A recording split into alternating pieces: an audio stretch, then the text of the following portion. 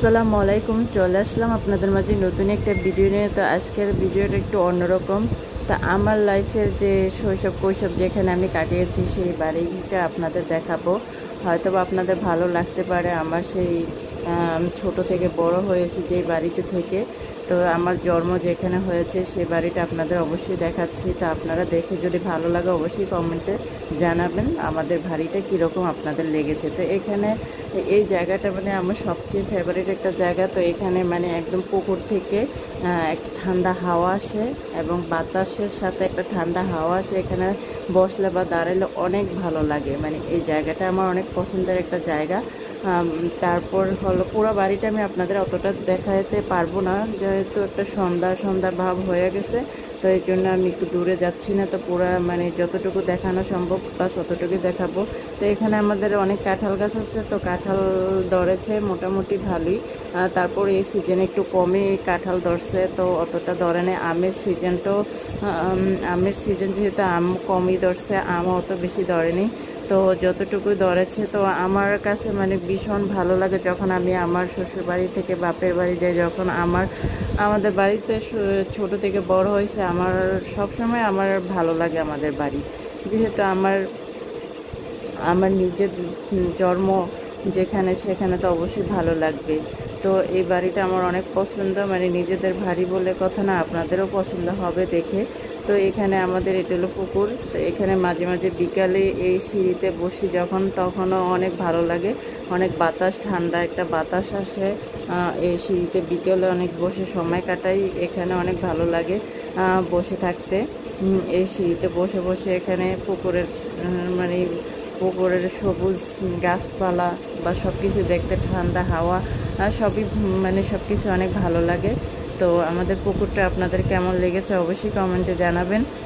যদি ভালো লাগে অবশ্যই কমেন্টে জানাবেন। আর আমার চ্যানেলটা ফলো করে দিবেন, শেয়ার দিবেন, লাইক কমেন্ট শেয়ার করবেন।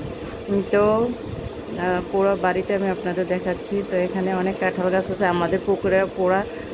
পুরা পাড়ে অনেক কাঁঠাল গাছ আছে, আম গাছ আছে, নারিকেল গাছ আছে। তো অতটুকু আমি দেখাবো না, জাস্ট আমি শুধু বাড়ির কিছু অংশ দেখাচ্ছি, সবটুকু আমি দেখাচ্ছি না। তো এখানে যে আমাদের ঘরের সামনে একটা কাঁঠাল গাছ আছে। এই কাঁঠাল গাছে প্রচুর কাঁঠাল ধরে, কিন্তু এই সিজনে অতটা কাঁঠাল ধরে না। আর যা ধরেছে কিছু পোকা পোকা, মানে বৃষ্টি হয়নি তো যার কারণে অনেক কাঁঠালে পোকা ধরে গেছে। তো আর যতটুকু আছে ভালো তো আছে। তো কাঁঠাল হবে মাত্র ছোট ছোট, এখন যখন বড় হয় তখন দেখতে অনেক ভালো লাগে এই কাঁঠাল গাছের সব কাঁঠালগুলো। তো এই কাঁঠালগুলো অনেক মানে বড় হয়। তো এখনও সে বড় হয়নি। তো এটা হলো আমাদের গরুর খাবারের যে ইয়াটা, সেটা তো আমার মনে নেই কী বলে। তো এই যে পুরো বাড়ির মানে যে আমাদের বাসায় আমাদের নিজেদের, এখানে আমার চাচা যেটা নেই বা আমার আব্বা একাই। তো এই জন্য তো এই পুরো মানে এখানে ওইটা হলো রাস্তায় যে নারিকেল গাছের ওই সাইডটা, ওইটা রাস্তা, এটা হলো আমাদের লাকড়ির ঘর। তো এখানেও রান্না করা হয়। তো পাকের ঘর একটাও আছে। তো এটা হলো যে আরেকটা গাছ, কাঁঠাল গাছ। এটাতে কাঁঠাল ধরছে মোটামুটি ভালোই। তারপরে এগুলো এখনও বড় হয়নি। তো এই যে আমাদের একটা ছাগল আছে। তো এটা ঘাস খাইতেছে। তো মানে এটা কুরবানিতে হয়তো বা বিক্রি করে ফেলবে। তো হলো এটা একটা আম গাছ বড়, এটাতে অনেক আম ধরছে মোটামুটি। আর বাড়ির পাশে একটা এইখানে একটা আম গাছ আছে তো এটাতে আম তেমন ধরে নেই। এই গাছে অনেক আম ধরে, তো তাও ধরা হয়নি। তো আপনারা ভালো থাকবেন, সুস্থ থাকবেন। আর আমার বাড়ির ভিডিও যদি ভালো লাগে অবশ্যই লাইক দিয়ে রাখবেন, আর অবশ্যই কমেন্টে জানান। বাই, আল্লাহ হাফিজ।